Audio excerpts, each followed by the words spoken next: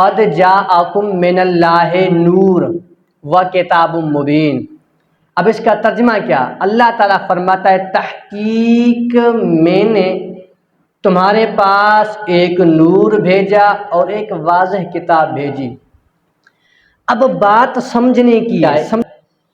اب اللہ تعالیٰ یہ فرماتا کہ جاءکم من اللہ نور، تمہارے پاس ایک نور آنے والا ہے، میں تمہارے پاس نور بھیجنے والا ہوں، لیکن اللہ نے یہ کیوں کہا قد، تحقیق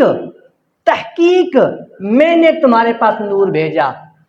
اللہ کا یہ فرمان اس لیے تھا، آج لوگ تحقیق کرتے ہیں، لوگ دوسرے مذہب کے لوگ تحقیق کرتے ہیں، کہتے ہیں تحقیق کرو دیکھو محمد مصطفیٰ نور ہے یا نہیں۔ اللہ نے فرمایا اے بے تحقیق لوگو، اے غیر مقلد لوگو، تم تحقیق نہ کرو، بلکہ میں رب ہوں، میں نے تحقیق کر چکا ہوں، میں نے تحقیق کی ہے، میں تحقیق کر کے تمہارے پاس نور بھیج رہا ہوں، میں نے تحقیق کی۔ اللہ فرما رہا ہے میں نے تحقیق کی ہے، میں نے تمہارے پاس نور بھیجا۔ اب رب نے تحقیق کر دی ہے، نبی کون ہے؟ نور ہے، ٹھیک ہے، اللہ نے تحقیق کر دی۔ اور آگے کیا فرمایا؟ وَكِتَابٌ مُبِينٌ، اور ایک واضح کتاب۔